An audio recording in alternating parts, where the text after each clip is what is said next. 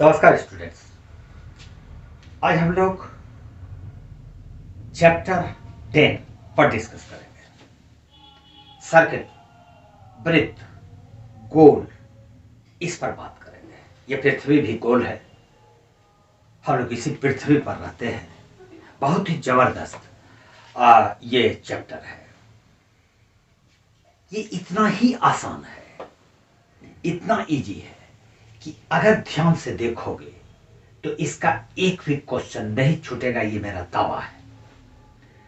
इससे कई क्वेश्चंस आते हैं एग्जामिनेशन में, आप इसको देखिए। पहले मैं इसके कुछ मामूली फंडामेंटल्स पर बात करूंगा, उसके बाद इसके थ्योरम्स पर डिस्कस करेंगे हम लोग, और फिर एनसीईआरटी के क्वेश्चंस को सॉल्व करेंगे, और फिर आर डी शर्मा और आर एस अग्रवाल साहब की बुक पर डिस्कस करेंगे। सर्किल, सर्किल से आप अच्छी तरह वाकिफ है।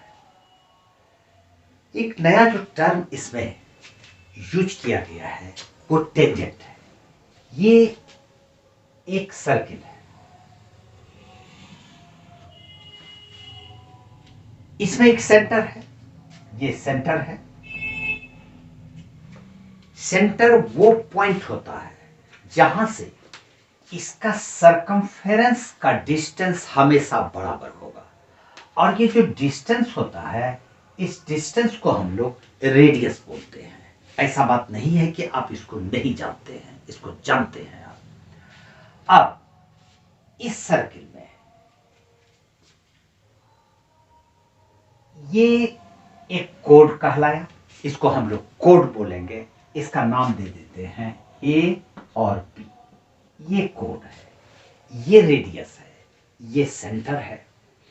अगर इस कोड को हम और आगे बढ़ा देते हैं तो ये सेकंड कहला जाएगा, ये सेकंड कहलाएगा। यानी कि अगर कोड को प्रोड्यूस कर दिया जाए तो वो सेकंड कहलाएगा। अब यहां पर इसके सरकमफेरेंस पर कोई भी एक पॉइंट ले लेते हैं। मान लेते हैं यहां पर ये एक पॉइंट है, तो इस पॉइंट पर अगर कोई लाइन टच करते हुए पास करे, इस तरह से सिर्फ टच करते हुए, तो हम उसको टेंजेंट बोलेंगे। यानी कि अगर इसका नाम हम लोग दे दें P और Q, और ये पॉइंट R है, तो ये पॉइंट ऑफ कांटेक्ट कहलाएगा। ये जो पॉइंट होगा, इस पॉइंट को बोलेंगे पॉइंट ऑफ कांटेक्ट, और ये जो लाइन है, इस लाइन को हम लोग बोलेंगे टेंजेंट।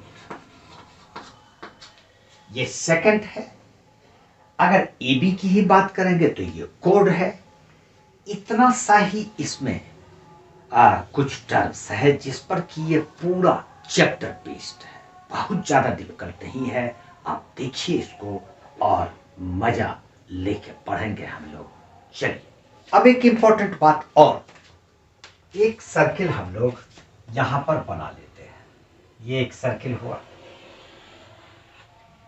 इस सर्किल में कोई भी एक सेकंड बना लेते हैं, कहीं पर भी एक सेकंड। ये एक सेकंड हुआ, इसका नाम दे देते हैं PQ, दे दिया। अब इसके पैरेलल एक दूसरा सेकंड बनाया, एक तीसरा सेकंड बनाया। इसी तरह से आप इसको कई सेकंड्स बनाते जाइए। लास्ट में एक पॉइंट ऐसा आ जाएगा जहां पर कि ये सेकंड इसको टच करते हुए इस तरह से ये निकल जाएगा। ठीक, तो ये लाइन, ये जो टेंजेंट हुआ, ये इसके भी पैरेलल होगा, यानी ये दोनों पैरेलल है। सिमिलरली अगर हम नीचे की तरफ ये सेकंड खींचते जाए, इधर भी पैरेलल खींचे, फिर एक और पैरेलल खींचे, फिर एक और पैरेलल खींचे, और फाइनली जो ये वाला टेंजेंट बनेगा इस पॉइंट पर, ये भी इसके पैरेलल है। तो कहने का मतलब है किसी भी सेकेंड से दो ही टेंजेंट पैरेलल हो सकता है, नंबर 1 ये और नंबर 2 ये एक सेकेंड है PQ। PQ के पैरेलल सिर्फ और सिर्फ दो टेंजेंट पैरेलल हम खींच सकते हैं, इसको याद रखिए। अब एक और टॉपिक पर हम लोग डिस्कस करते हैं, उसको ध्यान से देखिए। ये है हमारा साइकिल का व्हील, कोई भी मोटरसाइकिल का, साइकिल का, कार का, किसी का भी। इसमें ये स्पोक्स है। साइकिल में आप देखे होंगे ये स्पोक्स रहता है, मोटरसाइकिल में रहता है। ये जो स्पोक्स है इस तरह से इसमें कई स्पोक्स होंगे। तो ये पॉइंट हम इसका नाम दे देते हैं P।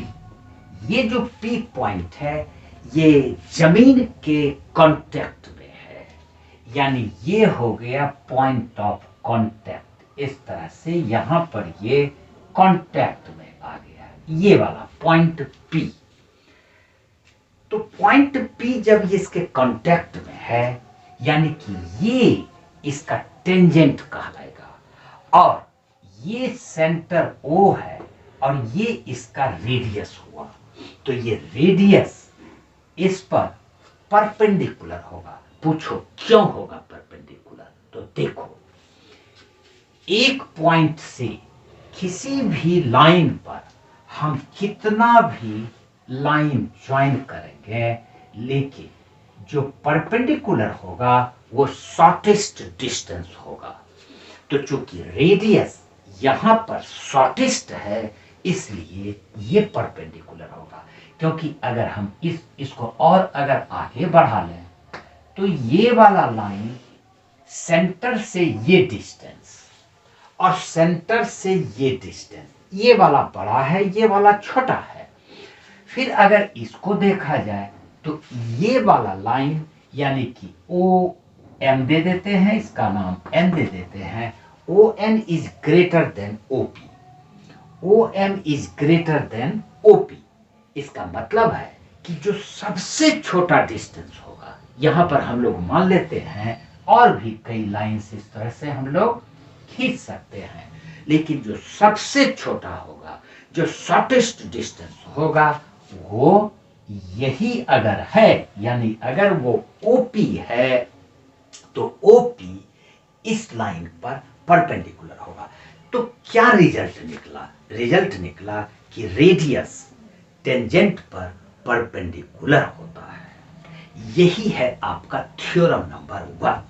थ्योरम नंबर 1 कहता है, थ्योरम नंबर 1, अगर कोई सर्किल है और एक टेंजेंट हम खींच लेते हैं, तो इस पर जो रेडियस होगा, ये सेंटर है और ये रेडियस अगर है तो ये इस पर परपेंडिकुलर होगा। ऐसा इसलिए होगा क्योंकि ये डिस्टेंस मिनिमम है। इस लाइन से ये डिस्टेंस सबसे छोटा है, और सबसे छोटा डिस्टेंस जो भी होगा किसी एक पॉइंट से, वो परपेंडिकुलर ही होता है। इसलिए रेडियस परपेंडिकुलर हो जाएगा टेंजेंट पर। यही है आपका थ्योरम। इसको आर्गुमेंट से, तर्क से आप प्रूव कर सकते हैं।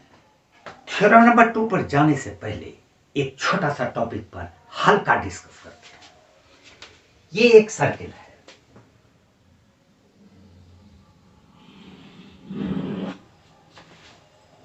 सर्किल के एक्सटर्नल पॉइंट, कोई भी पॉइंट ले लेते हैं सर्किल के एक्सटर्नल एरिया में।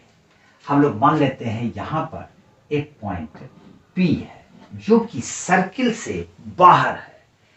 यहां से हम एक टेंजेंट इधर खींच सकते हैं और एक टेंजेंट इधर खींच सकते हैं। तीसरा कोई टेंजेंट खींचने का चांस ही नहीं है। अगर तीसरा टेंजेंट खींचने का चांस होता तो जरूर खींच लेते। अगर तीसरा टेंजेंट खींचेंगे तो वो सेकंड बन जाएगा। यहां से एक तीसरा टेंजेंट खींचने का हम लोग प्रयास करते हैं तो ये इस प्रकार से सेकंड बन जाएगा। यानी कि सर्किल के एक्सटर्नल पॉइंट से 2 and only 2 tangents can be drawn। 2 से ज्यादा टेंजेंट्स हम नहीं खींच सकते हैं। अब थ्योरम नंबर 2 क्या कहता है? थ्योरम नंबर 2 कहता है कि किसी भी सर्किल के किसी एक्सटर्नल पॉइंट से, यहां पर हम लोग एक ये सर्किल बना लिए और यहां पर एक एक्सटर्नल पॉइंट से एक टेंजेंट इधर खींच दिए, एक टेंजेंट इधर खींच दिए। तो हमको साबित करना है कि ये दोनों टेंजेंट का लेंथ इक्वल होगा। लेकिन लेंथ कहां से कहां तक इक्वल होगा? Point of contact. हम लोग इसको P मान लेते हैं, इसको Q मान लेते हैं और इस पॉइंट को R मान लेते हैं।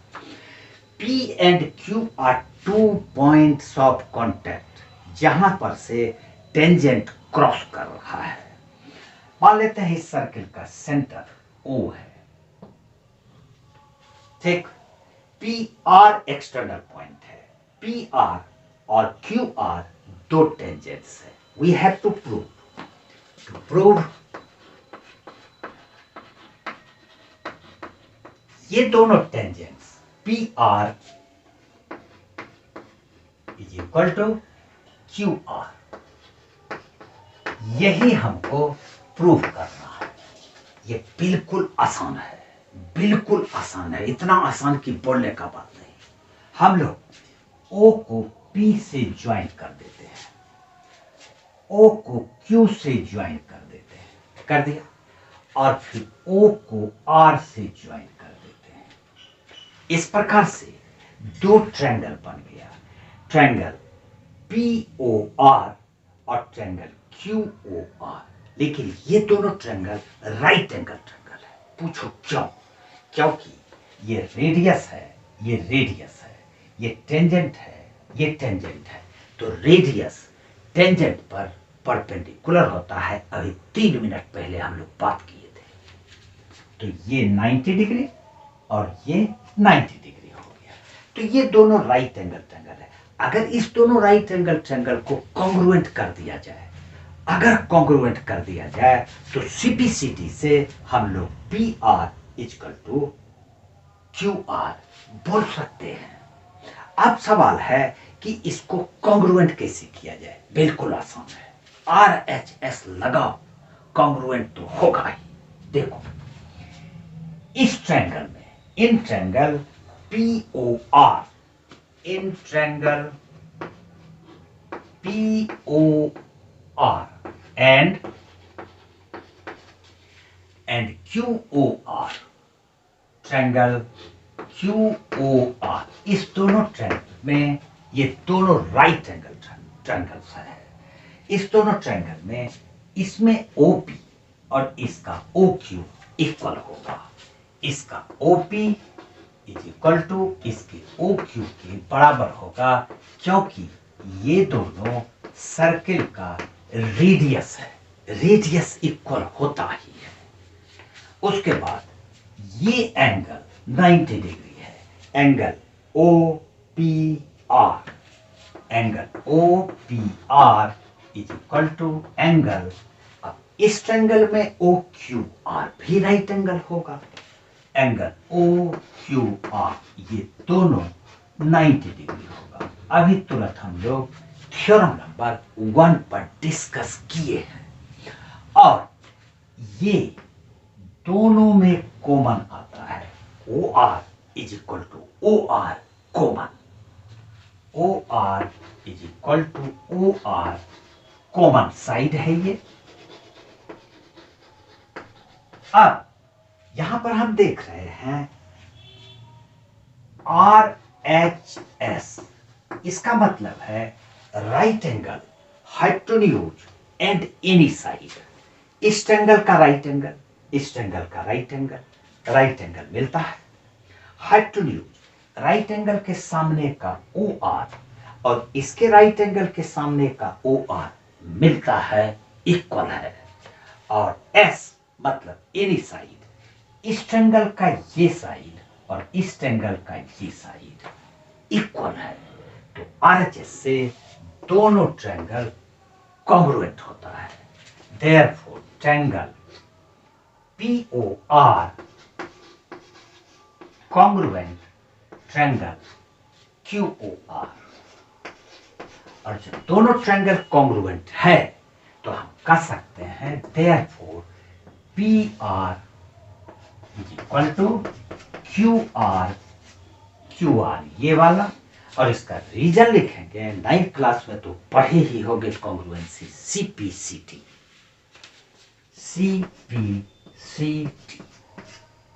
इसी को हम लोग corresponding parts of congruent triangle full form बोलते हैं।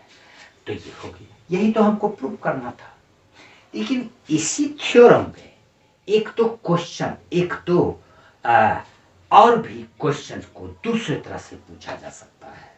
वो ये कि ये जो टेंजेंट है, ये टेंजेंट सेंटर पर बराबर एंगल बनाता है।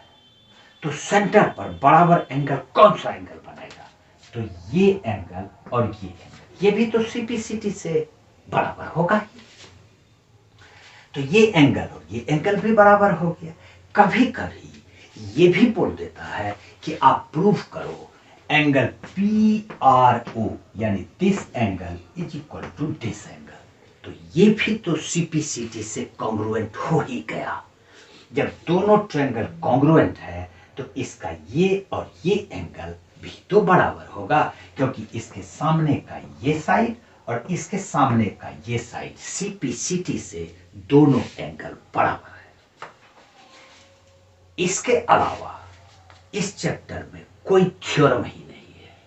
अब बताओ तो ये चैप्टर, जैसा मैंने पहले कहा था, इससे आसान तो स्टैंडर्ड 10 में कोई चैप्टर ही नहीं है। सारा थ्योरम्स क्लियर। अब बचता है इसके क्वेश्चंस पर। NCERT के एक्सरसाइज 10.1